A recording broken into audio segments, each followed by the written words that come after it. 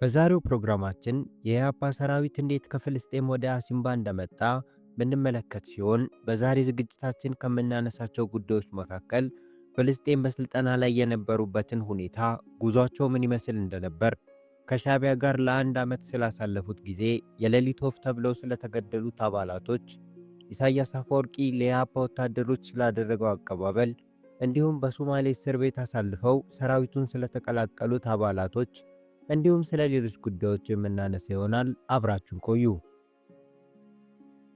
የዛሬውን ፕሮግራማችንን ለማዘጋጀት የተጠቀምነው መጽሐፍ በአስማማው ኃይሉ የተጻፈውን ኢህአሰ ወይም የኢትዮጵያ ሕዝባዊ አብዮታዊ ሰራዊት ከ1964 እስከ 1970 ዓ.ም የተሰኘው ሲሆን ለመጽሐፉ ጸሐፊ ለአስማማው ኃይሉ በፕሮግራማችን ስም የከበረ ምስጋናችንን እናቀርባለን። የኢትዮጵያ ሕዝቦች አርነት ግንባር የትጥቅ ትግል ጠንሳሽ አባላት የሰለጠኑት በሁለት የፍልስጤም ግንባሮች ነበር። አብዛኞቹ በያሲን አራፋት በሚመራው በፈታህ ሲሰለጥኑ፣ ጥቂቶቹ ማለትም ሮባ፣ መሐሪ፣ ገብረ እግዚአብሔርና ኃይለ ኢየሱስ ወልደ ሰንበት ደግሞ የግራ ፍልስፍና ይከተል በነበረው የፍልስጤም ዲሞክራሲያዊ ሕዝባዊ ነጻ አውጪ ዲሞክራቲክ ፖፑላር ፍሮንት ፎር ፓላስቲን ወይም ዲፒኤልኤፍፒ ሰለጠኑ። በሁለቱም ድርጅቶች የስልጠና ፕሮግራም እጅግ ጠንካራ በመሆኑ የሽምቅ ውጊያ ዕውቀትንና አካላቸው ከሚጠብቀው አስቸጋሪ ሕይወት ጋር ይለማመድ ዘንድ ጥረቶችንም አድርገዋል። ስልጠናው ጂምናስቲክን፣ የውጊያ ታክቲክን፣ የጦር መሳሪያዎችንና ፈንጂዎችን ማወቅንና መጠቀምን ያጠቃለለ ነበር። ይህ አስቸጋሪና ፋታ የማይሰጥ ወታደራዊ ስልጠና የተማሪው እንቅስቃሴ አባላትንና ከተሜዎች ለነበሩ ወጣቶች ፈታኝ በመሆኑ የጤና መታወክና የሰውነት መጎሳቆል በአብዛኞቹ ታይተዋል። በፍልስጤም ዲሞክራሲያዊ ሕዝባዊ ነጻ አውጪ ግንባር ከሰለጠኑት መካከል ሮባ ትዝታውን እንደሚከተለው ያስቀምጠዋል።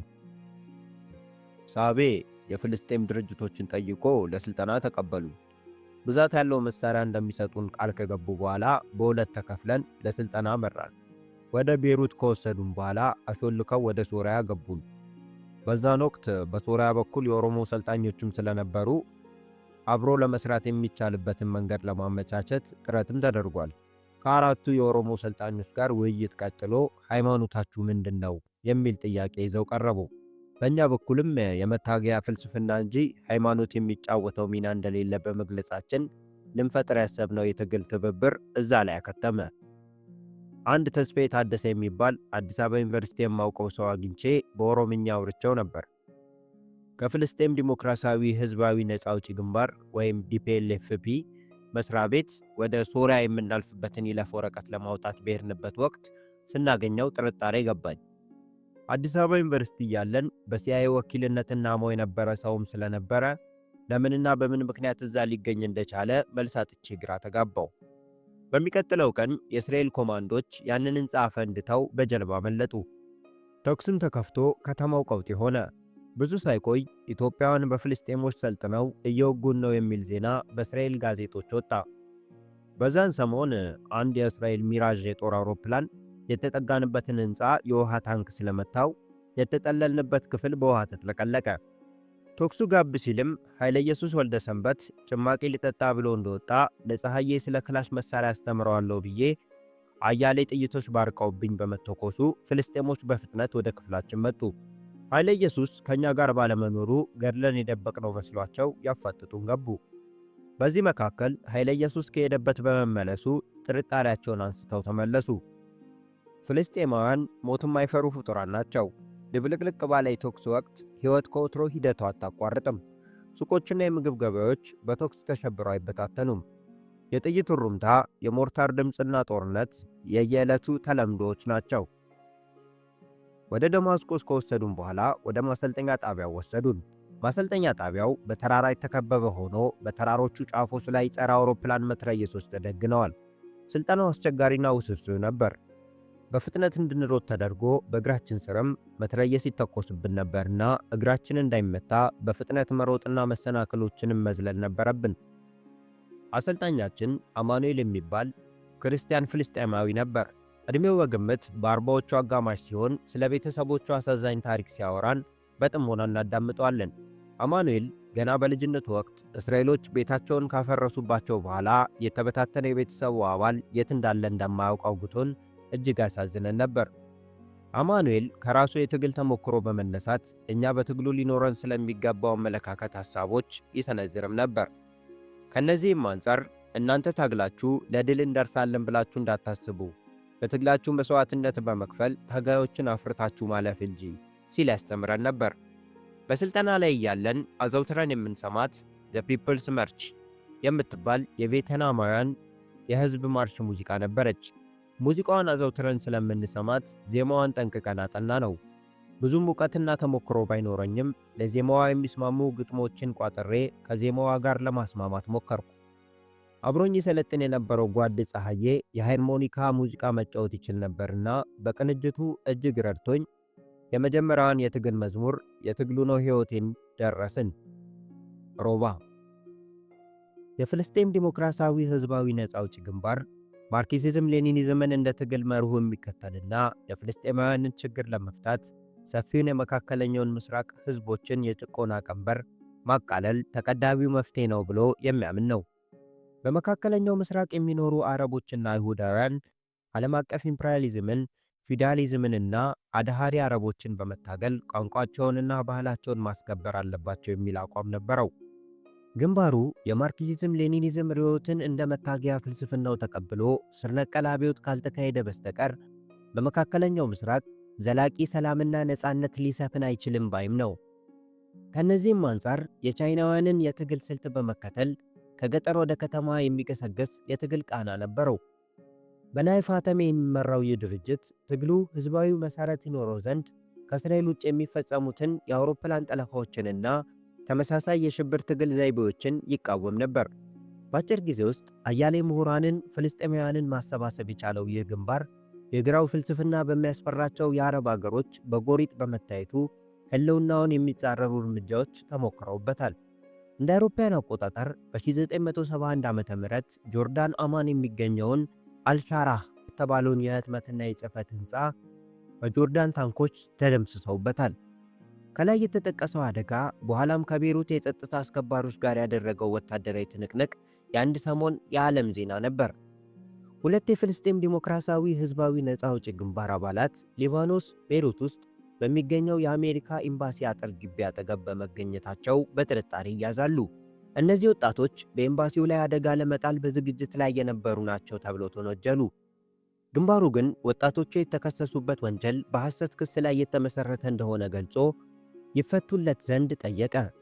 የሊባኖስ መንግስት የያዛቸውን ወጣቶች ለመልቀቅ ፈቃደኛ ባለመሆኑ የፍልስጤም ህዝባዊ ዲሞክራሲያዊ ግንባር ለአጸፋ እርምጃ ይዘጋጃል።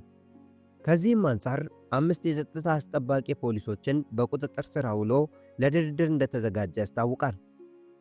በወቅቱ በያሲር አራፋት በሚመራው በፈታህ ከሰለጠኑት መካከል አንዱ የነበረው ፀሐዬ ወቅቱን እንዲያስታውሰዋል። በእርምጃው ያልተደሰተው የሊባኖስ መንግስት የፍልስጤም ህዝባዊ ዲሞክራሲያዊ ግንባር ጽሕፈት ቤትን በመክበብ የድርጅቱ ዋና ጸሐፊ የነበሩትን ናይፍ ሐትሜህን ለመያዝ ኃይል ይልካል። በዛን ወቅት ግን የድርጅቱ ዋና ጸሐፊ ናይፍ ሐትሜ ሳይሆኑ ምክትል ጸሐፊው አቡ ሌይላ ነበሩና የቆዩት የግንባሩ አባላት መሪያቸውን አሳልፎ ላለመስጠት በወሰዱት እርምጃ ግጭት ይፈጠራል። በቂ ወታደራዊ ስልጠና የነበራቸው የፍልስጤም ተጋዳዮችና በሊባኖስ ኃይል መካከል ብርቱ ውጊያ ተካሂዶ በሊባኖስ የጸጥታ አስከባሪ ኃይሎች ላይ ከፍተኛ ጉዳት ይደርሳል። ከዚያን ጊዜ ጀምሮ በሁለቱ ኃይሎች መካከል ሌላ ግጭት እንዳይፈጠር የማይደራረሱበት ክልል ተወስኖ ግሪን ላይን ወይም አረንጓዴው መስመር በመባል የሚታወቀውን የሁለት ፈሪ ድንበር እንዲከለል ይወሰናል። ፀሐዬ በፍልስጤም ዲሞክራሲያዊ ህዝባዊ ነፃ አውጪ ግንባር ከሰለጠኑት መካከል ሮባ ትዝታውን እንዲህ ይቀጥላል። ሁለተኛው የኢትዮጵያ ህዝቦች አርነት ድርጅት ጉባኤ በነሐሴ 1965 ዓመተ ምህረት በሳል በተባለው በስዊዘርላንድ ከተማ ሲካሄድ በሁለቱም የፍልስጤም ድርጅቶች ይሰለጥኑ የነበሩ የሰራዊቱ ጠንሳሽ አባላት ስልጠናውን አጠናቀው ነበር። በዚህ ጉባኤ ላይ ብርሃነ መስቀል ረዳና ክፍሉ ታደሰ የጀማሪው ሰራዊት ዝግጅትን በሚመለከት ሪፖርት አቀረቡ። ወደ ሜዳ አገባብን በሚመለከት ውይይት ከተደረገ በኋላም የድርጅቱ ዋና ጸሐፊ ብርሃነ መስቀል ረዳ አብሮ እንዲጓዝ ተወስኖ ተነሳ። ሁለቱም በስልጠና ላይ የነበሩ ቡድኖች ወደ ቤሩት ሄደው በተለያዩ በረራዎች ወደ ደቡብ የመን በመጓዝ ኤደን ላይ ተገናኙ ይላል ሮባ። ኡስማን ሳላህ ሳቤም ከብርሃነ መስቀል ረዳ ጋር ወደ ኤደን ሄዶ ይገናኛቸዋል። መጠነኛ ግብዣም አድርጎ አበረታች ዲስኩር አደረገላቸው። ሁለት ሳምቡቅ የሚባሉ የሞተር ጀልባዎች ተዘጋጅተው ለጉዞ ዝግጁ ቢሆኑም በዛን ወቅት በቀይ ባህር የተፈጠረው ማዕበል አስቸጋሪና ከወትሮ የተለየ ስለነበር መጠበቅ የግድ ሆነ። ቀይ ባህርን በሳምቡቅ ወይም በትንሽ ባለሞተር ጀልባ። ብዙ ሲጠበቅ የቆየው የባህር ሞገድ ሊበርድ ባለመቻሉ ወደ ኤርትራ ሜዳ መጓዝ ቁርጥ እየሆነ መጣ። ከመካከላቸው 4 አባላት የጤና ችግር ስለነበረባቸው እነሱን ይዞ ወደማይታወቀው የተጋዳይ አስቸጋሪ ሕይወት መጓዝ ግን አሳሳቢ ሆነ። ቢንያም አዳነ ከልጅነቱ ጀምሮ የሚያሰቃየው የአስም በሽታ አለው።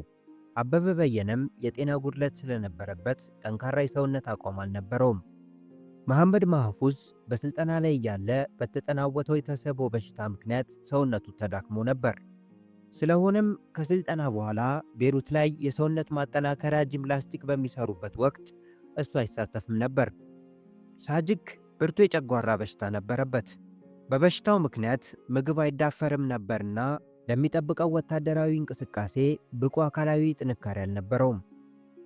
4ቱ የጤና መታወክ የነበረባቸው አባላት ለወደፊት ለሚገጥማቸው ወታደራዊ እንቅስቃሴ አካላዊ ብቃት ወይም ጤና ስለሚጎድላቸው ወደ ኋላ ቀርተው ሊከተሉ እንደሚችሉ በተደጋጋሚ ተገልጾላቸው ነበር።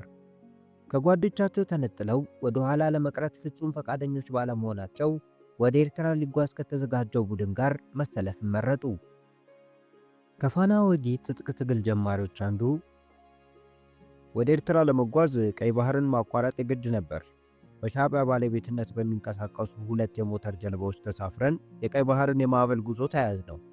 የማዕበሉ ጉልበት ብርቱ በመሆኑ በጉዟችን ላይ ተጽዕኖ አሳድሮ አቀዛዘፋችን እጅግ አዝጋሚ ሆነ። በተለምዶ ወርሃ መስከረም ቀይ ባህር በማዕበል የሚታመስበት ወቅት እንደሆነ ቢታወቅም የሻዕቢያ ጀልባ ቀዛፊዎች ድፍረትና የእኛም ጉጉት ታክሎበት ነበር ጉዞ የተጀመረው። ቀዘፋው 14 ቀን ሲፈጅ የምንበላው ምግብ ሩዝ እንዲሁም አሳ እያጠመድን ነበር። ትግል በማይታወቅበት ኢትዮጵያ ተሳትፎና መስዋዕትነት ከፍሎ ሌሎች ታጋዮችን ማፍራት እንደ ትልቅ ዕድልም ብቻ ሳይሆን እንደ ጸጋም ተቀብለነው ነበር።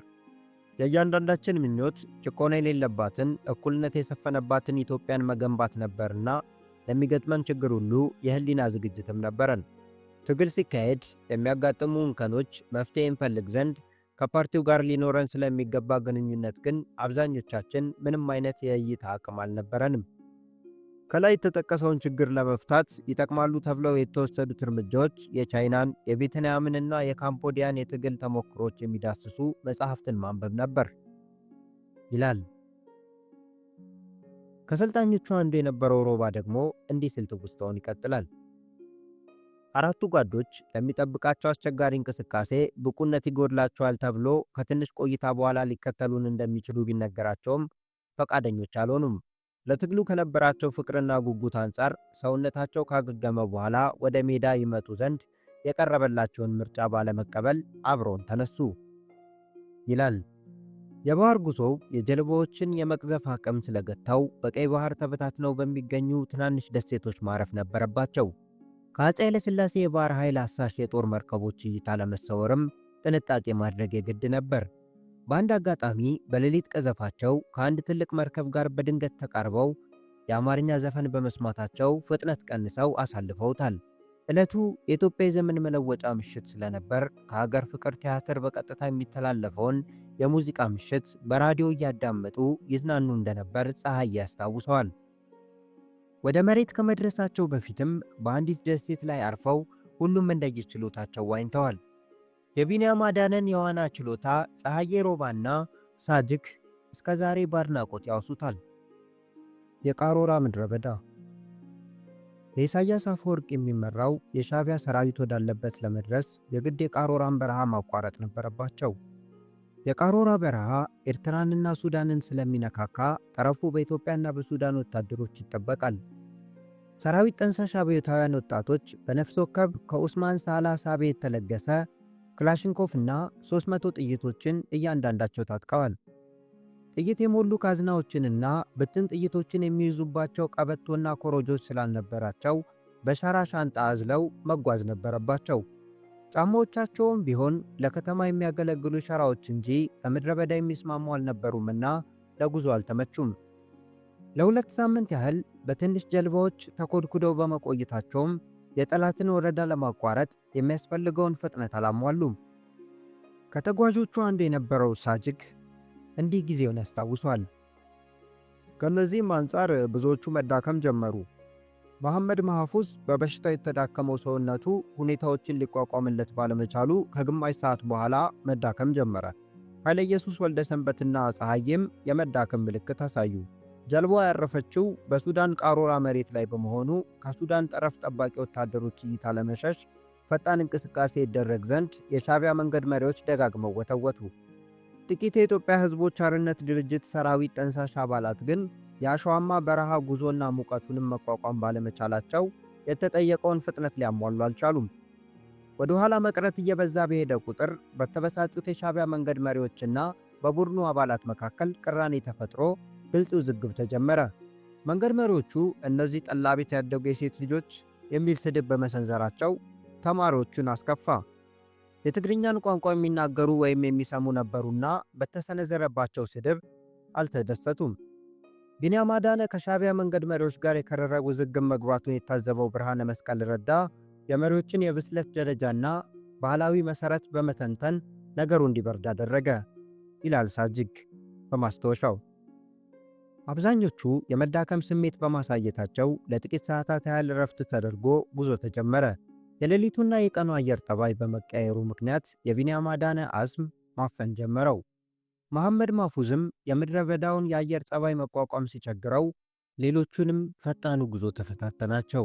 በወቅቱ የነበረውን ሁኔታ ሮባ እንደሚከተል ይገልጸዋል። መንገድ የሚመሩን የሻዕቢያ አባላት በግመል ውሃ ጭነው ስለነበር ወደ ማታ ጉዞ ቀጠልን። ከጥቂት የጉዞ ርቀት በኋላ መሐመድ ማህፉዝ ትኩሳት ተነስቶበት በቅዠት ብቻው ማውራት ጀመረ። አረማመዱም እንደ በሬ ሽንት ወዲያና ወዲህ እየተወናጨፈ በመሆኑ መሪዎቻችን በሚፈልጉት ፍጥነት ሊጓዝ አልቻለም። መሐመድ ማህፉዝን እያሳረፍን በመጓዝ ላይ ሳለን ቢንያም አዳነ በአስም በሽታ መሰቃየት ጀመረ። ያም ሆኖ ብርሃነ መስቀል ረዳ ጉዞ መቀጠል አለበት ብሎን ማዝገም ጀመርን። መሪዎቻችንና ውሃ የጫኑት ግመሎቻችን በበረሃው ስለጠፉብን ውሃ ጥም ያስቸግረን ገባ። መጨረሻ ግን ሁለቱን ጓዶች ከጓድ ሮብሌ ጋር ጥለን ወደፊት መቀጠሉን መርጠን ተጓዝን።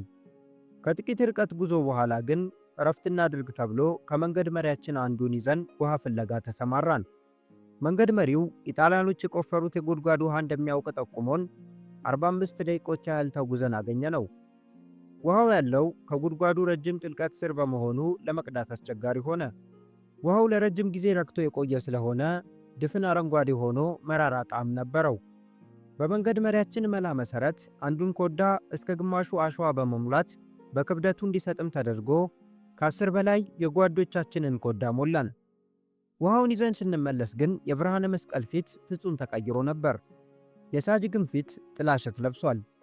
መንገድ ለመቀጠል ሲዳዳን ለሁለቱ ጓዶችና አብሯቸው ለቀረው ለሮብሌ ውሃ ማቀበል አለብኝ ብዬ ስነሳ ብርሃነ መስቀል እኛ እናደርስለታለን ብሎ ችክ በማለቱ ነገሩን ችላ አልኩት።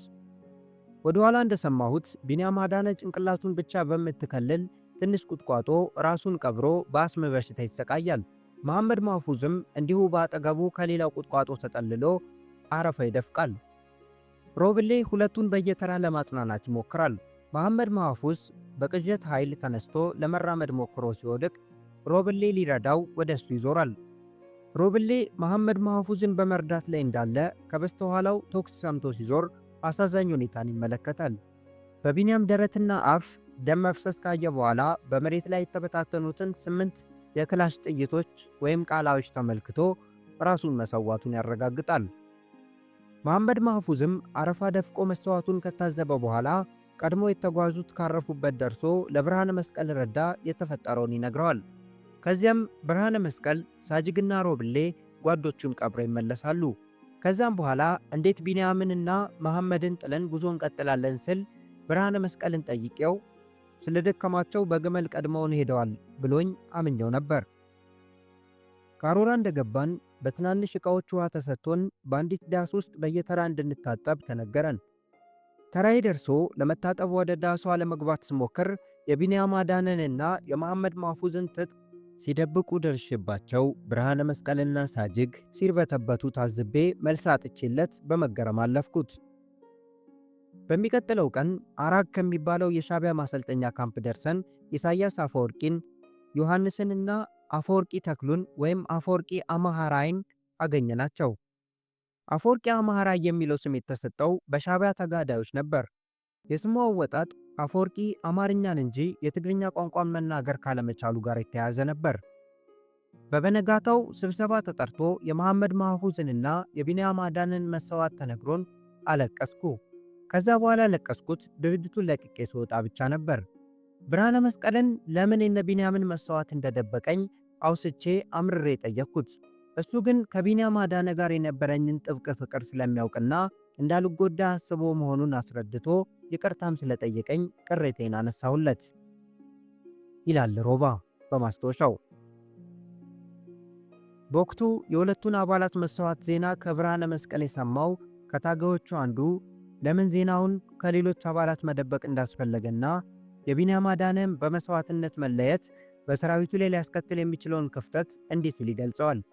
ከነ ኢሳያስ አፈወርቂ ጋር እንደተቀላቀልን ቢንያም አዳነንና መሐመድ ማፉዝን በሚመለከት ጥያቄዎች መቅረብ ጀመሩ። መስዋዕታቸው ሲገለጽ ግን የሁለቱ አባላት በመስዋዕትነት መለየት በቀረው ቡድን ላይ ሊፈጥረው የሚችለውን ክፍተት በቅድሚያ የተረዱ ጓዶች እጅግ አዘኑ። ቢንያም አዳነ የሰራዊቱ ኮሚሳር ይሆን ዘንድ በፓርቲው የተመደበ ታጋይ ነበር። የሥነ ቲዎሪ ዕውቀቱና ሁኔታዎችን በእርጋታ የመፈተሽ ችሎታው ትልቅ ስለነበር በሁሉም አባላት ዘንድ ተደማጭነት ነበረው። በድርጅቱ ውስጥ አንዳንድ የአመለካከት ችግሮች ተፈጥረውም ቢሆን የቅራኔ አፈታት ችሎታ ሊኖረው የሚችል እሱ ብቻ ነበር። ብርሃነ መስቀል ከሰራዊት አባላትና ከኢሳያስ አፈወርቂ ጋር የነበሩትን ችግሮች የተጋፈጠው ብቻውን ነበር። በየጊዜው የተፈጠሩትን የውስጣችንንና ከሻዕቢያ ጋር የነበሩትን ችግሮች ይፈታ ዘንድ ብርሃነ መስቀል አኳያ አልነበረውም። ሁሉንም ብቻውን ነበር የተጋፈጠው ይላል ከፋና ወጊ የትጥቅ ትግል ጀማሪ አባላት መካከል አንዱ። ከሻዕቢያ ጋር ለጥቂት ዓመታት ሲታገሉ የቆዩ የአዲስ አበባ ዩኒቨርሲቲ ተማሪዎችም ቀይ ባህርን ተሻግሮ ከመጣው ቡድን ጋር ተቀላቀሉ። እነዚህ ታጋዮች በሶማሌ አሰቃቂ እስር ቤት ከቆዩ በኋላ በሻዕቢያ በኩል ተፈተው በፈቃዳቸው ከሻዕቢያ ሰራዊት ጋር በመቀላቀል ከፍተኛ የትጥቅ ትግል ተሞክሮ ያዳበሩ ናቸው። ከሻዕቢያ ጋር ለጥቂት ዓመታት ሲታገሉ የቆዩ የአዲስ አበባ ዩኒቨርሲቲ ተማሪዎችም ቀይ ባህርን ተሻግሮ ከመጣው ቡድን ጋር ተቀላቀሉ።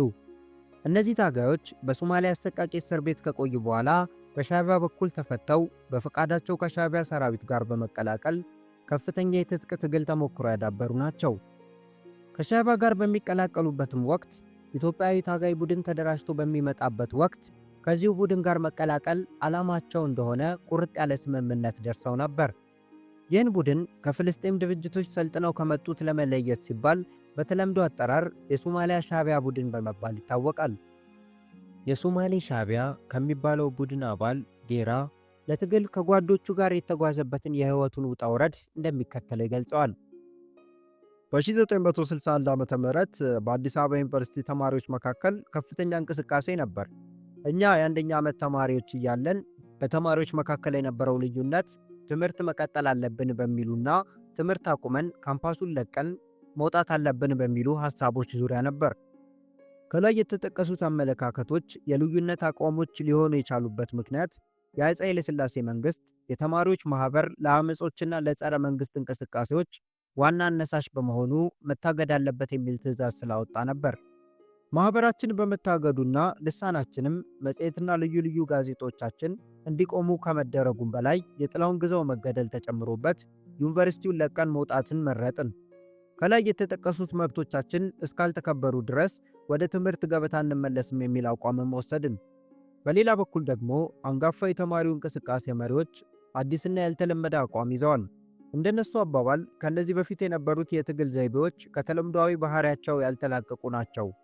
ስለሆነም ትግሉን አንድ እርምጃ ወደፊት አሸጋግረን ከካምፓስ በማውጣት ወደ ህብረተሰቡ ማዝለቅ አለብን።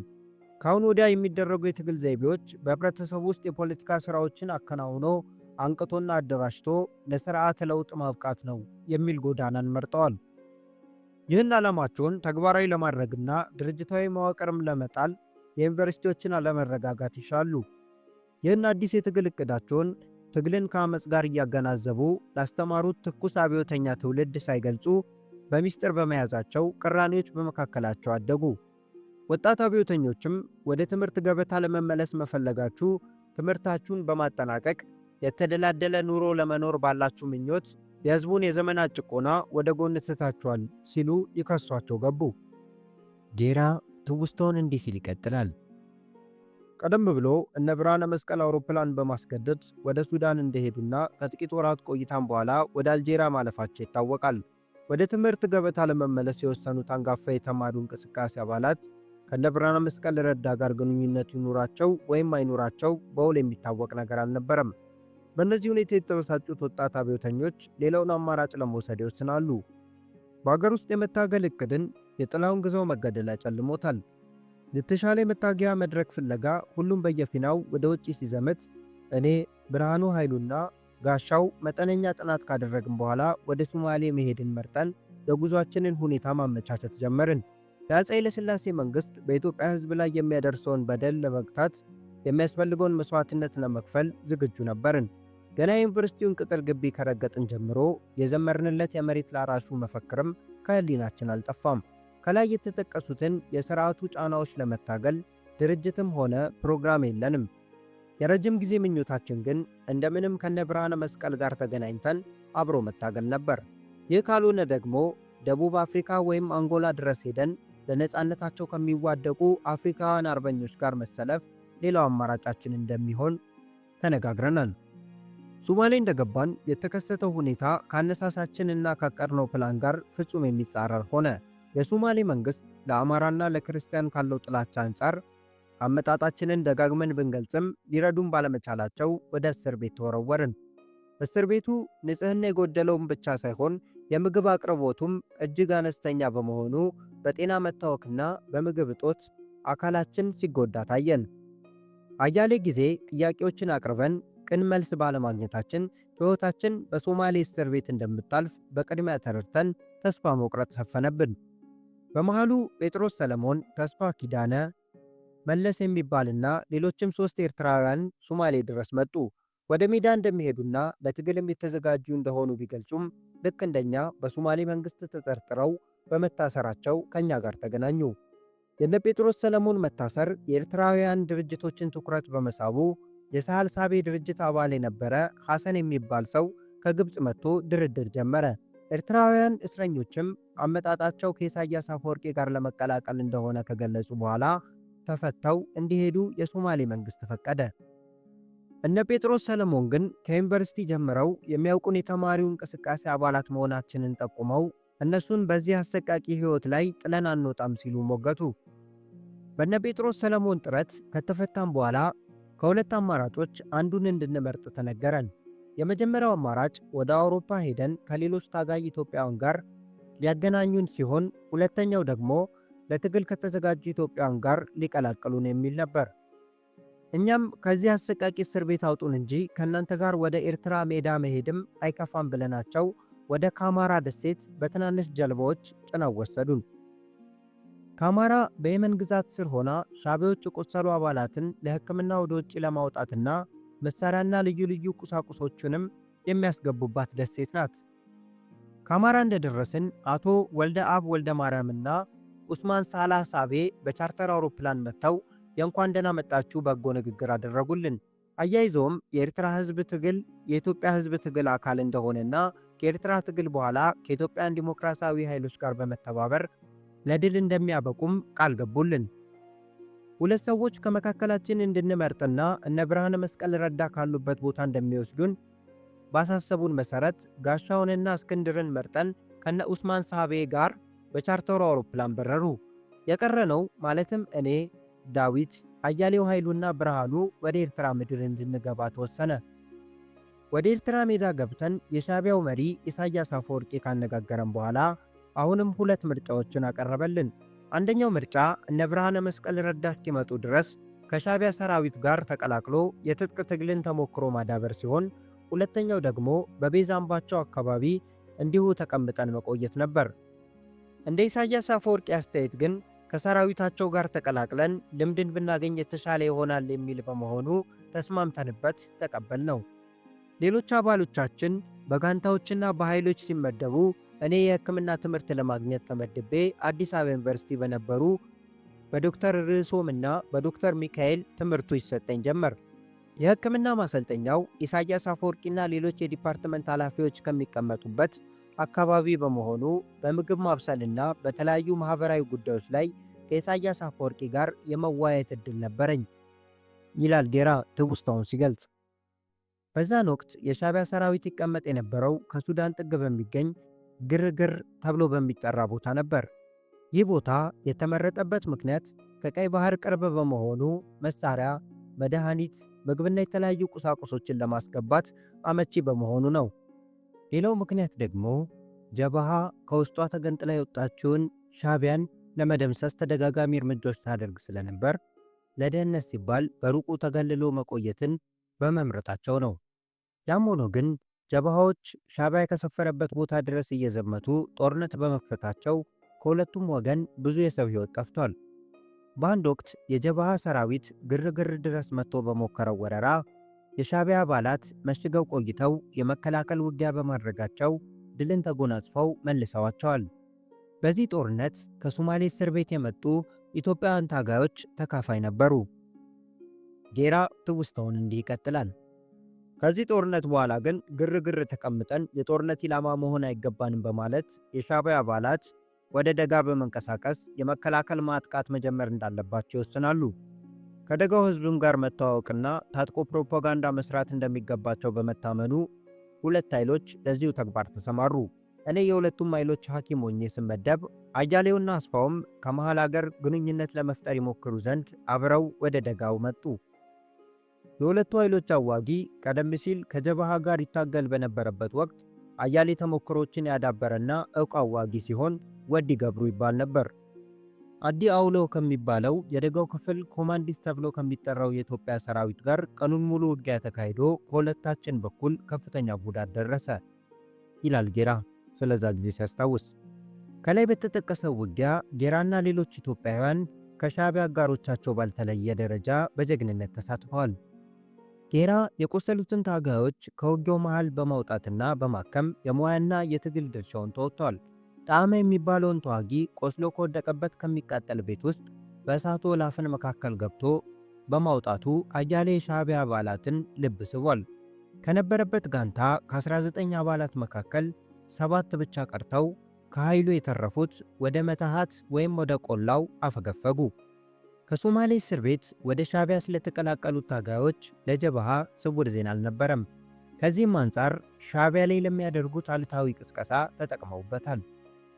ጀበሃ ኢሳያስ አፈወርቂ ተገንጥሎ ለብቻው ድርጅት ያቋቋመው የአፄ ኃይለ ሥላሴ ቅጥረኛ እንጂ ለኤርትራ ነጻነት የመታገል ዓላማ የለውም፣ ለዚህም ማስረጃ የሚሆነው በድርጅታቸው ውስጥ አማሮች አሉበት የሚል ቅስቀሳ በሕዝቡ ዘንድ በማሰራጨታቸው አንዳንድ የጥርጣሬ ጥያቄዎች ይነሱ ነበር።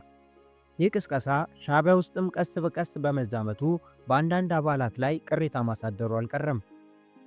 ከደጋው ውጊያ በኋላ ወደ ቆላው የወረዱት ሁለት ኃይሎች ስለተሳተፉበት ጦርነት ግምገማ ሲያካሄዱ ለድርጅቱ መሪ ኢሳያስ አፈወርቂ ተገኝቶ ነበር። ይህን አጋጣሚ በመጠቀም ለሰራዊቱ ይህንን ንግግር አደረገ። በመካከላችን ኢትዮጵያውያን ዲሞክራቶች እንዳሉ ሁላችሁም ታውቃላችሁ። እነዚህ ኢትዮጵያውያን ዓለም አቀፋዊ ታጋዮች በመሆናቸው ለእኛ ዓላማ መስዋዕትነት ለመክፈል ያላቸውን ቆራጥነት ለመመዘን ምስክሮቹ እናንተ ናችሁ። ጌራ ጓዶቹ በጠላት እጅ እንዳይወድቁ ያሳየውን ቆራጥነት ተመልክታችኋል። ስለ እነዚህ ኢትዮጵያውያን ይወራ የነበረውንም ታውቃላችሁ።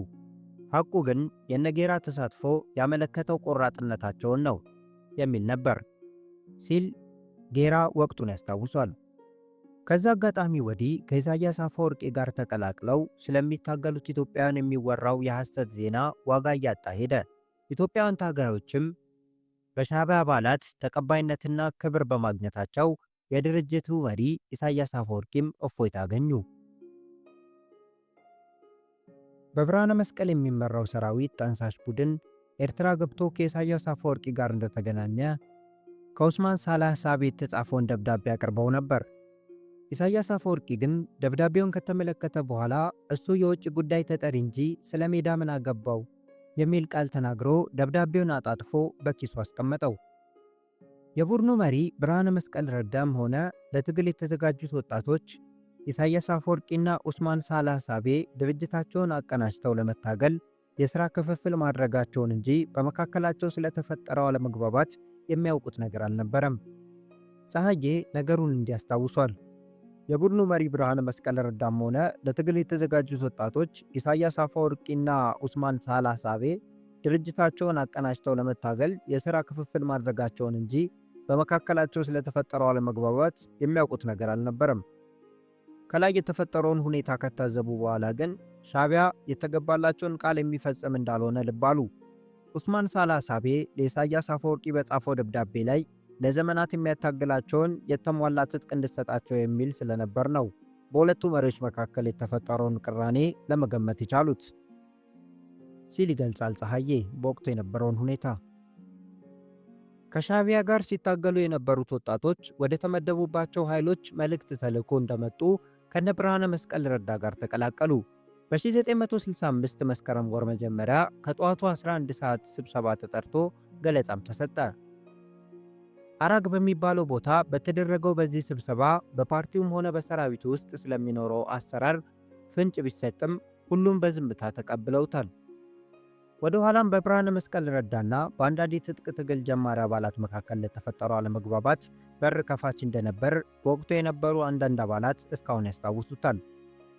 ብርሃነ መስቀል ረዳ ከኢሳያስ ጋር ስለሚደረገው ማንኛውም አይነት ውይይት የማደርገው እኔ ብቻ ነኝ፣ እናንተ የፓርቲው ተዋጊ ክንፍ የሰራዊቱ አባል ናችሁ ሲል ገለጻ ካደረገ በኋላ እኔ የፓርቲው ጀነራል ሴክሬታሪ ዋና ጸሐፊ ነኝና ድርጅቱን በሚመለከቱ ማንኛውም አይነት ጉዳዮች ላይ የመወያየው እኔ ብቻ ነኝ በማለቱ በአድማጮች ዘንድ አለመመቻቸትን ፈጥሯል።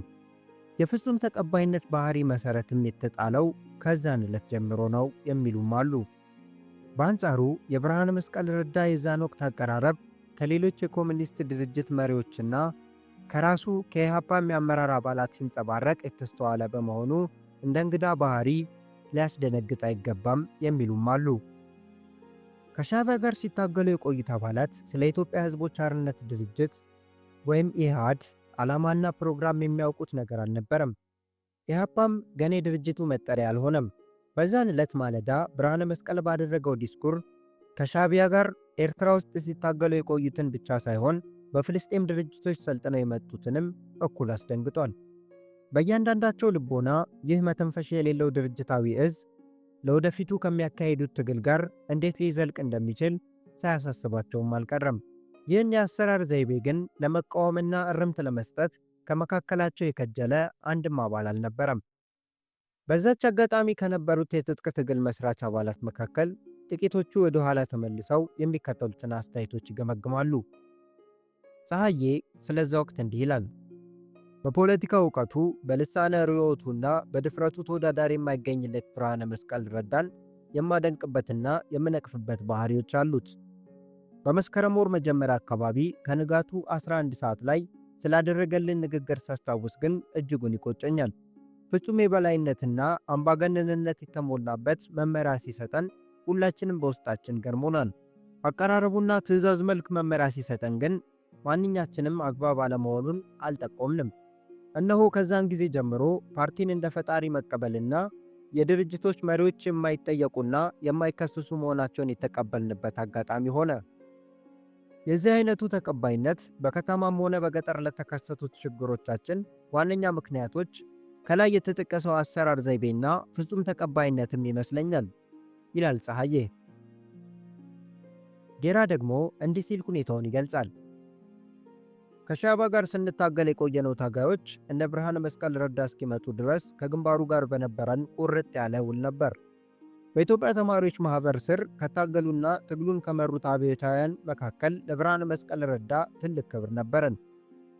በ1965 ዓመተ ምህረት መስከረም ወር ጠዋት ያደረገው ንግግር ግን እኔንም እንደሌሎቹ አስደንግጦኛል። ስለ ድርጅቱ የማውቀው የለኝም። ፕሮግራሙንም ቢሆን ገና አላየሁትም። ገና በመጀመሪያው የግንኙነት ዕለት ከኔ በቀር የምትለው ሐረግ ያን የሆኑ ከንከናኛለች። በተጨማሪም ከኢሳያስ አፈወርቂ ጋር የቅርብ ግንኙነት የነበረኝ እኔው ብቻ በመሆኔ እንደ ማስጠንቀቂያም ተቀብያታለሁ ይላል ጌራ በወቅቱ የነበረውን ነገር ሲያስታውስ። ከትጥቅ ትግል ጀማሪ አባላት አንዱ ሁኔታውንና ስለ ብርሃነ መስቀል እንዲህ ይገልጻል። ብርሃነ መስቀል ረዳን በድርጅታዊ ተሳትፎውና በህዝባዊ ባህሪው ማንም ሊነቅፈው የሚችል ሰው ያለ አይመስለኝም። የብርሃነ መስቀል ትልቁ ችግር ሁሉንም ነገር እኔ ብቻ ነኝ የምትለዋ ባህሪው ነበረች። በራሱ ዙሪያ የሚያስብና የሌሎችን ሐሳብ የመቀበል ፍላጎቱ ውስን በመሆኑ ልትከራከረውና ልትነቅፈው አትችልም። እሱ አለ ማለት እግዚአብሔር አለ እንደማለት ነው። የሰራዊቱ ኮሚሳር የነበረው ቢንያም አዳነ ገና ቀይ ባህርን አቋርጠን ቋሮራ በረሃ እንደደረስን በመስተዋቱ ድርጅታዊ ችግሮችን የሚያወያየው አጋር አልነበረውም። በዚህም ምክንያት ብቻውን እንዲወስን የተገደደ ይመስለኛል።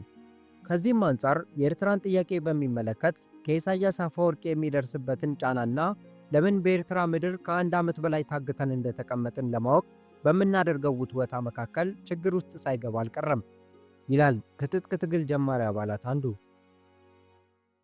በህዝባዊ ኃይልታት ወይም በሻዕቢያ ቤዝ ቆይታ የኢትዮጵያ ህዝቦች አርነት ድርጅት የትጥቅ ትግል ጠንሳሽ አባላት የተቀመጡት አራግ በሚባል ቦታ ነበር። ይህ ቦታ የሻዕቢያ ወይም የህዝባዊ ኃይልታት መሪ ኢሳያስና የተለያዩ ዲፓርትመንቶች የሚኖሩበት የቤት አምባ ነው። እነ ብርሃነ መስቀል አራግ ወደ ተባለው ቦታ ሲደርሱ የኢሳያስ አፈወርቂ ድርጅትን፣ ሻዕቢያን ወይም ህዝባዊ ኃይልታትን የተቀላቀሉ ቀደምት የተማሪ እንቅስቃሴ መሪና ጉልህ ሚና ይጫወቱ የነበሩትን የአዲስ አበባ ዩኒቨርሲቲ ተማሪዎችን በማግኘታቸው ሁሉም ተገርመው ነበር። ዮሐንስ ስብሃቱና አፈወርቅ ተክሉ ወይም አፈወርቂ አማራይ በተማሪው እንቅስቃሴ እጅግ የሚታወቁ ታጋዮች ነበሩ።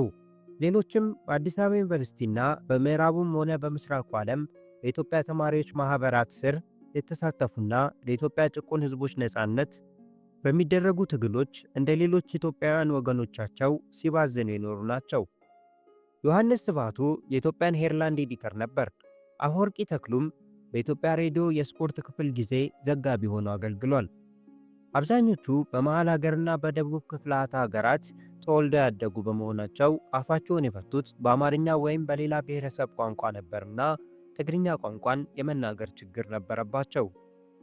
የድርጅቱ መሪ ኢሳያስ አፈወርቂም ከላይ ከተጠቀሱት የመሃል ሀገር ተወላጅ ኤርትራውያን ጋር ቅራኔ በመፍጠሩ ከሌላው ታጋይ ጋር እንዳይገናኙ አግሏቸዋል። ተግባራቸውም የፖለቲካ መጣጥፎችን ማዘጋጀት ስለነበር በኢትዮጵያ ላይ በሚያቀርቡት ፖለቲካዊ ትንተና የኢትዮጵያ ህዝቦች አርነት ድርጅት ሰራዊት ጠንሳሽ አባላት ቅሬታ አሳድረዋል። ከላይ ስለተጠቀሱት ግለሰቦች የትጥቅ ትግል ጀማሪዎች የሚከተለውን ይላሉ። ወደ ኤርትራ ሜዳ እንደገባን የገረመን ዮሐንስ ስብሃቱና አፈወርቂ ተክሉን እዛው ማግኘታችን ነበር። እነዚህ ወጣት ምሁራን በአዲስ አበባ ዩኒቨርሲቲ የተማሪዎች እንቅስቃሴ ብሩህ ተሳታፊዎችና መሪዎችም ስለነበሩ ነው አልዋጥልን ያለው። ገና ከመግባታቸው ከኢሳያስ አፈወርቂ ጋር ችግር በመፍጠራቸው ወደማይወጡበት ማጥ ገብተዋል። እነዚህ ግለሰቦች ምሁራን ናቸው። ተጋዳዮች ደግሞ በአብዛኛው የአርሶ አደር መሰረት የነበራቸው ነበሩ። የኢሳያስ አፈወርቂን የአመራር ጉድለትና የትግሉን አካሄድ ለማስተካከል የተጠቀሙበት ዘዴ በካምፓስ በዩኒቨርሲቲ ዙሪያ በለመዱት የፖለቲካ አቀራረብ ነበር። ይህ ደግሞ ንቃተ ህሊናቸው ዝቅተኛ የሆኑትን የኃይልና የጋንታ መሪዎችን አሳምነው ወደሚፈልጉት የትግል መስመር ያመሩ ዘንድ አላስቻላቸውም። በዚህም ምክንያት በኢሳያስ አፈወርቂና በተከታዮቻቸው ጥርስ ሲገቡ ዘንድ ዳርጓቸዋል። ጥቂትም ቆይቶ በድርጅት ላይ ድርጅት ለመፍጠር የሚሯሯጡና የኤርትራ ህዝብ ነጻነት ጠላቶች የሚል ስም ተሰጥቷቸው መንካ ወይም የሌሊት ወፍ እየተባሉ ሁሉም በግፍ ተጨፍጭፈው ሕይወታቸውን አጡ ይላል ሮባ ከትጥቅ ትግል ጀማሪዎች አንዱ። ሳጅግ ደግሞ ሁኔታውን እንዲህ ሲል ያስታውሰዋል። ኤርትራ ውስጥ ከአንድ ዓመት ተኩል በላይ መቆየታችን ከሻዕቢያ ወይም ከህዝባዊ ኃይልታት ጋር በተያያዘ ጉዳይ ነበር። ለምንና በምን ምክንያት ወደ ትግራይ ሄደን ትግሉን እንዳንቀጥል መታገዳችንን የሚያውቁት ኢሳያስ አፈወርቂና ብርሃነ መስቀል ረዳ ብቻ ነበሩ። አሰፋ ሀብቱና ኃይሉ ሀብቱን ያገኟቸው እዛው ኤርትራ ነበር። ሁለቱ ወንድማማቾች በትግራይ አካባቢ ትግል የመጀመር እቅድ ነበራቸው። የትግላቸው ዓላማ ግን በትግራይ ብቻ ያተኮረ ሳይሆን ከመላው ኢትዮጵያ ጋር የሚቀናጅ አይነት ይመስለኛል። ኤርትራ ውስጥ በቆየንበት ወቅት ኢሳያስ አፈወርቂ በአንዳንዶቻችን ላይ ቅሬታ ሳያሳድር አልቀረም። ወደ ትግራይ መንገድ እንደጀመርንም ኢሳያስ አፈወርቂ ሳጅግና ፀሐይን መልቀቅ አልነበረብኝም ማለቱን ብርሃነ መስቀል ረዳ አውርቶኛል። ከላይ የተጠቀሰውን አባባል ሊል የቻለበት ምክንያት ፀሐዬ አንዳንድ ሻዕቢያን ወይም ህዝባዊ ኃይልታትን ከተቀላቀሉ ኤርትራውያን ምሁራን ጋር ትውውቅ ነበረውና ከነሱ ጋር ሲነጋገር ሲመለከተው ስለቆየ ነበር። እኔም ሶቪየት ህብረት በነበርንበት ወቅት በኢትዮጵያ ተማሪዎች እንቅስቃሴ ውስጥ ይሳተፍ የነበረና ገብረ አምላክ ከሚባል ኤርትራዊ ጋር አዘውትሬ ሳወራ ስለታዘበኝ ይሆናል። ኢሳያስ አፈወርቂ መንካ ወይም የሌሊት ወፍ ብሎ የገደላቸውን ኤርትራውያን ያነቃቃን ወይም ያደራጀን ስለሚመስለው ነው ቂም በእኔና በፀሐዬ መቋጠሩ። ኢሳያስ አፈወርቂ በዚህ ምክንያት እኛም መጠርጠሩ ትክክል አልነበረም። እንዲያውም ቂም የያዝንባቸው እኛው ነበርን። እነዚህ ኤርትራውያን በአዲስ አበባና በተለያዩ የኢትዮጵያ ግዛቶች ተወልደው ያደጉና ከማንም ኢትዮጵያዊ በላይ የተሻለ አኗኗርና አስተዳደግ የነበራቸው ናቸው። ሐቁ ይህ ሆኖ ሳለ በኢትዮጵያ ላይ የነበራቸው ጥላቻ እጅግ መረን የለቀቀ ነበር። ከሁሉም የሚገርመው ደግሞ የአማርኛ ቋንቋን እንጂ ትግርኛን አጠናቀው የሚናገሩም አልነበሩም። መንካ ወይም የሌሊት ወፍ ተብለው የተወነጀሉት እነዚህ ኤርትራውያን ኢትዮጵያውያን ኤርትራን በሚመለከቱ የፖለቲካና የሥነ ሐሳብ ትንተናዎች የሚጽፉ ነበሩ። በኢትዮጵያ ላይ ጥላቻ አሳድረው የሻዕቢያን ዓላማ ለማራመድ ሲሉ በሚያዋጣቸው መጣጥፎች የሚያስተላልፏቸው መልእክቶች እጅግ የከረሩም ነበሩና ለአንዳንዶቻችን የሚዋጡ ሆነው አልተገኙም። ከትጥቅ ትግል ጀማሪዎች አንዱ ሳጅግ ፀሐዬ ደግሞ እንዲህ ሲል ትውስቶን ይቀጥላል። ተስፋ ኪዳንንና ዮሐንስ ስብዓቱን በኤርትራ ሜዳ ከኢሳያስ አፈወርቂ ጋር ስናገኛቸው አንዳንዶቻችን እንደ መገረም አድርጎናል። እነዚህ ኤርትራውያን በኢትዮጵያ የተማሪዎች እንቅስቃሴ ታሪክ የጎላ ሚና የነበራቸውና በአብዛኞቻችን የሚከበሩ አብዮታውያን ነበሩ። ተስፋ ኪዳንንና ዮሐንስ ስብዓቱን ከኢትዮጵያ ሕዝቦች ትግል ባሻገር በዓለም አቀፋዊ የትግል ትብብር መሪ ሚና ይጫወታሉ የሚል ግምት ስለነበረን ነበር እጅግ ወርደው ለኤርትራ ሲታገሉ አይተን የታዘብናቸው። እንደ አውሮፓውያን አቆጣጠር ከ1960 እስከ 1961 ዓ.ም ባለው ጊዜ ዮሐንስ ብርሃኔ ዋና አዘጋጅ ሲሆን ከወርቁ ገበየው ጋር በረዳት አዘጋጅነት ታገል የሚባለውን መጽሔት አዘጋጅ ስለነበር በተማሪው እንቅስቃሴ ያለፉ ሁሉ የሚያስታውሱት ነው። በዛን ዘመን መኮንን ቢሻው የማኅበሩ ፕሬዝዳንት የነበረ ሲሆን እሸቱ አራርሶ ደግሞ ዋና ጸሐፊ ሆኖ ያገለገለበት ወቅት ነበር። ከተስፋ ኪዳኔና ከዮሐንስ ስብዓቱ ጋር በአዲስ አበባ ዩኒቨርሲቲ ቆይታዬ እንቀራረብ ስለነበር በኤርትራ ሜዳ ውስጥም አንዳንድ ጉዳዮችን በሚመለከት እናወራ ነበር። የድርጅቱ መሪ ኢሳያስ አፈወርቂ ግንኙነታችንን በአይነ ቁራኛ ይከታተል ስለነበር አሉታዊ ግምቶች ላይ በማረፉ ደስተኛ አልነበረም። በዚህ ምክንያት ከኤርትራ ወደ ኢትዮጵያ እንድንሄድ ተፈቅዶልን በመንገድ ላይ እያለን የኢትዮጵያን ሕዝብ ትግል በማደናቀፍ እንዳልከሰስ ብዬ እንጂ ሳጅግንና ፀሐዬን መልቀቅ አይገባኝም ነበር ማለቱን ብርሃነ መስቀል አውርቶኛል ይላል ፀሐዬ በማስታወሻው። የኢህአድ አባላትና የኤርትራ ጥያቄ። የቡድኑ አባላት አራግ በሚባለው የኤርትራ ምድር በተቀመጡባቸው ወራት በተለያዩ ፖለቲካዊ አጀንዳዎች ላይ አያሌ ውይይቶችን አካሂደዋል። በተደጋጋሚ ውይይቶች የተደረጉበት ግን የኤርትራ ጥያቄ ነበርና አለመግባባቶች ቀስ በቀስ እያደጉ መጡ። ብርሃነ መስቀል ረዳ በኤርትራ ጥያቄ ላይ አቋም ይወስድ ዘንድ ከኢሳያስ አፈወርቂ ግፊት ነበረበት። ወደ ትግራይ ተጉዘው የትጥቅ ትግል እንዳይጀምሩ ከአንድ ዓመት በላይ በኤርትራ ሜዳ ታግተው እንዲቆዩ የተደረገበት ምክንያትም በጥያቄው ላይ ሊኖራቸው የሚገባው አቋም እንደ መያዣ በመወሰዱ ነበር። የቡድኑ አባላት ብርሃነ መስቀል ረዳ ላይ የተጫነውን ማዕቀብ አልተረዱም። በኤርትራ ምድር ያለምንም አስተዋጽኦ መቀመጣቸውን በመንቀፍ ግን ብርሃነ መስቀልን ደጋግሞ የወተውቱት ነበር። ጌራም እንዲህ ሲል ስለ ሁኔታው ይገልጻል። ቡድኑ በኤርትራ ጥያቄ ላይ ያለውን አቋም ያስተካክል ዘንድ ብዙ የተለያዩ የጥናት ወረቀቶች ቢቀርቡለትም መግባባት ሳይቻል ቀርቶ ውይይቶች በውዝግብ ተደምድመዋል። የጥናት ወረቀቶች የሚያተኩሩት በሦስት ጥያቄዎች ዙሪያ ላይ ነበር። እነሱም የብሔር ጥያቄ፣ የቀኝ ግዛትና የነጻነት ጥያቄዎች ነበሩ። ከኤርትራ ሕዝባዊ ኃይልታት ወይም ከሻዕቢያ ጋር ሲታገሉ የቆዩት ዲሞክራሲያውያን ግንባሩን በሚቀላቀሉበት ወቅት ከኢሳያስ አፈወርቂ ጥያቄ በቀረበላቸው ወቅት እኛ የኤርትራን ሕዝብ ትግል እንደግፋለን፣ ከኢትዮጵያ ሕዝቦች ትግል ጋርም እንደሚቀናጅ ተስፋ አለን የሚል መልስ በመስጠታችን ነበር ኢሳያስ አፈወርቂ የተቀበለን። ከውጭ የመጡት ግን ከስነ ቲዎሪና ከታሪክ ጋር እያገናዘቡ የተጋጋለ ውይይት ያደርጉ ነበር። የኤርትራ ጥያቄ የቀኝ ግዛትም ሆነ የነፃነት ጥያቄ አይደለም የሚል አቋም የነበረው ተስፋዬ መኮንን እያደር ደጋፊዎች በማግኘቱ ውዝግቦች አድረው የተካረሩ ቅራኔዎችን ፈጠሩ። እነዚያ ተካራ የበዛባቸው ውይይቶች የተካሄዱት ከመስከረም 1965 ዓ.ም ጀምሮ እስከ ጥር 1966 ዓ.ም ድረስ ነበር ይላል ጌራ። በሌላ በኩል ደግሞ የቡድኑ አባላት የብርሃነ መስቀልን ችግር የተረዱ አይመስሉም።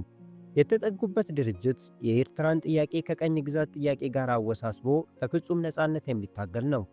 ወደ መሃል አገር ገብቼ በኢትዮጵያ ሕዝቦች መካከል ትግል አጧጡፋለሁ የሚልን ድርጅት ያለምንም መተማመኛ ኢሳያስ አፈወርቂ በሰላም ይለቃል ብሎ ማሰብ የዋህነትም ነበር። ያም ሆነ ይህ ብርሃነ መስቀል ከሁለቱም ወገን የሚወረወርበትን ጫና ለመወጣት ከኢሳያስ አፈወርቂ ጋር ድርድር ገባ። ጌራ ትውስታውን እንዲህ ሲል ይቀጥላል። ብርሃነ መስቀል የኤርትራን ጉዳይ በሚመለከት እኔ ወይም እዚያ ያለው ቡድን በተናጠል አቋም ሊወስድ አይችልም። ወደ መሃል አገር ከገባው በኋላ ግን ከማዕከላዊ ኮሚቴ ጋር ተነጋግሬ አንድ አይነት አቋም ላይ እንዲደርሱ አደርጋለሁ ሲል ቃል ይገባል ይላል ጌራ።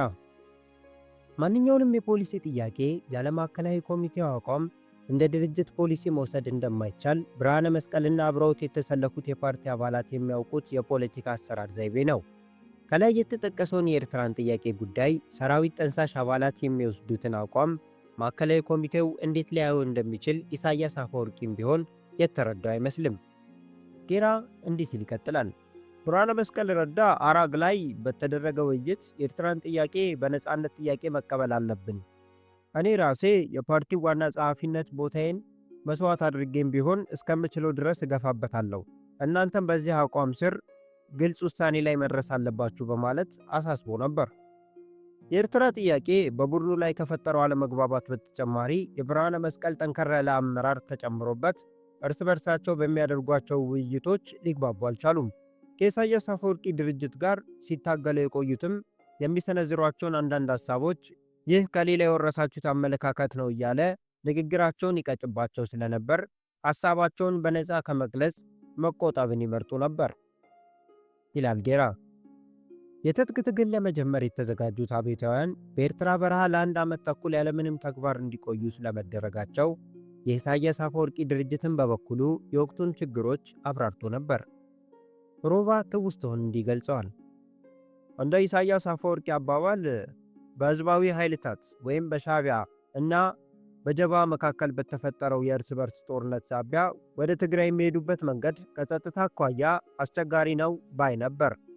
ወደ ኋላም በ1966 የካቲት የኢትዮጵያ አብዮት ከፈነዳ በኋላ የእኛ ፓርቲ ማለትም የኢትዮጵያ ሕዝቦች አርነት ድርጅት የሰላማዊ ትግል መስመር የመከተል አዝማሚያ ላይ ጫና ያሳደረና በትጥቅ ትግሉ ላይ ፍላጎቱ የቀነሰ ይመስለኛል ይላል ሮባ።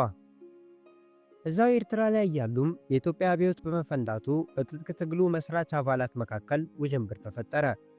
በኢትዮጵያ ውስጥ የተፈጠረውን ሕዝባዊ አመፅ ማን እንደሚመራው ግራ ተጋብተው እንዳለ የሚከሰቱት ለውጦች ፈጣን በመሆናቸው ወደ ኋላ እንደቀሩ ገመቱ። በ1967 ዓ.ም ደርግ ሶሻሊዝም የአስተዳደር መርሁ እንደሆነ ገለጸ።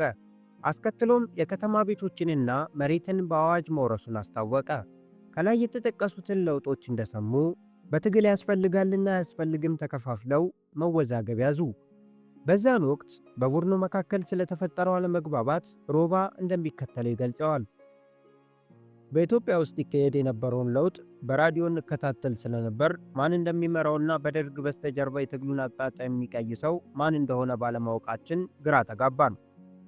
ከፓርቲው ጋር ግንኙነትም ስላልነበር በእያንዳንዶቻችን ላይ የተስፋ መቁረጥ ዝንባሌዎችም መታየት ጀምረዋል።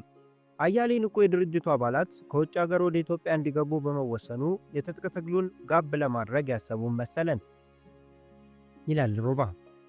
ፀሐዬ ደግሞ ወቅቱን እንዲህ ሲል ይገልጸዋል። በኢትዮጵያ አብዮት እንደፈነዳ ከተሰማ በኋላ ልዩነቶች ጎራ እየለዩ መጡ። እነ ተስፋዬ መኮንን ዋናው የመታገያ ካርዳችን የመሬት ጥያቄ ነበር። የትግላችንም አቅጣጫ የተቀየሰው ከረጅሙ የትጥቅ ትግል ጋር በተቀናጀው በዚሁ የመሬት ጥያቄ ላይ ነው። ይህ ጥያቄ በማንም እስከተመለሰ ድረስ እንቅስቃሴውን በመደገፍ መሰለፍ አለብንና የኛው ትግል እዚህ ላይ ማቆም አለበት የሚል አቋም ወሰዱ።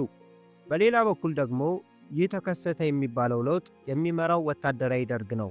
በስተጀርባው ሆኖ አቅጣጫ የሚሰጠው የፖለቲካ ቡድን ማን እንደሆነ አይታወቅም። ከሁሉም በላይ ወታደራዊ ደርግ ከየጦር ሰፈሩ ተመርጦ የተላከ እንጂ በሕዝብ የተወከለ ባለመሆኑ ቆይቶ ሊያንጸባረቅ የሚችለውን የአስተዳደር ባህሪ በውል ሳይጠና ትጥቃችንን መፍታት የለብንም የሚል አቋም የያዙት ብርሃነ መስቀልና ከእሱ ጋር ጥቂቶች ነበሩ ይላል ፀሐዬ።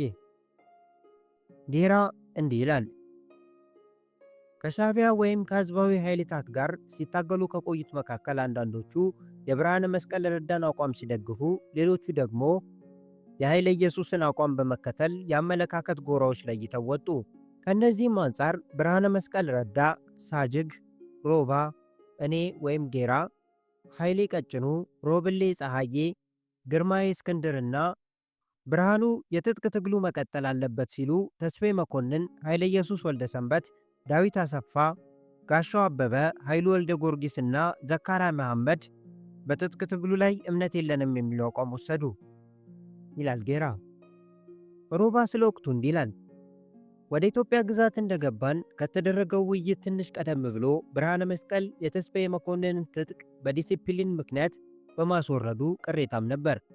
ብርሃነ መስቀል የነ ተስፋዬ መኮንንን የፖለቲካ አዝማሚያ ከተረዳ በኋላ ትጥቅ ይዘው ወደ ደርግ እንደሚገቡ በመጠርጠሩና ለጠላትም ምስጢር ያባክናሉ የሚል ግምት በማሳደሩ ትንሽ ጊዜ ስጡኝና ከኢሳያስ አፈወርቂ ጋር ተነጋግሬ በኤርትራ በኩል ወደ ውጭ የምትሄዱበትን መንገድ አመቻቻለሁ ብሎም ነበር ይላል ሮባ። አሲምባ እንደገቡ ህብረተሰቡን ለመቀላቀል ጊዜ ፈጅቶባቸዋል። በማያውቃቸው ህዝብ መካከል ተዋህዶ ለመኖር የሚያስችል ግንኙነት ባለመኖሩ በአብዛኛው የመጀመሪያ ወራት መደበቅን ይመርጡ ነበር። ባደሩበት አይውሉም፣ በዋሉበት አያድሩም። ከመካከላቸው በስያሜ እንጂ በወታደራዊ መሪነት ልዩ ሥልጠና የተሰጠው አባል አልነበረም። አንዳንድ ወታደራዊ ቋንቋዎች ወይም ቃላት ከፍልስጤም ድርጅቶች በሥልጠና በነበሩበት ወቅትና ከሕዝባዊ ኃይልታት ወይም ከሻዕቢያ ጋር ተጠግተው በነበሩበት ጊዜ የተማሯቸው ወይም የወረሷቸው ነበሩ። አመጋገባቸው ደግሞ ሌላው ችግር ነበር። የአካባቢው መሬት የእህል አብቅሎት አቅም እጅግ ደካማ ስለነበር በክረምት ወራት ልክ እንደ አካባቢው ህብረተሰብ በለስ መመገብ የግድ ነበር። በለስ ደግሞ የሆድ ድርቀትን የሚያስከትል በመሆኑ አሊታና ከሚባለው ክሊኒክ በሌሊት ተገብቶ የሆድ ማጠቢያ እስኪመጣ ድረስ መሰቃየት ነበረባቸው። ከአካባቢው ህብረተሰብ በተሰጠው ምክር መሰረት ሮባና ብርሃነ መስቀል መመሪያ አስተላልፈው ወደ አሊታና ከተማ መግባት በጥብቅ ክልክል ሆነ። ከትንሽ ቆይታ በኋላ ከአካባቢው ህብረተሰብ መካከል ደበሳይ ካህሳይ የሚባል አርሶ አደር ተቀላቀላቸው። ደበሳይ ካህሳይ ንቁና ፈጣን በመሆኑ በብዙ ነገሮች ይረዳቸው ገባ። በግና ፍየል ገዝቶ በቅልጥፍና ከመክፈፍ አንስቶ በጨለማ ለሚደረጉት እንቅስቃሴዎች መሪም ነበር። ደበሳይ ካህሳይ በወልዲያ ኦፕሬሽን መስዋዕትነት ከከፈሉት የኢህአሳ አባላት መካከል አንዱ ነበር።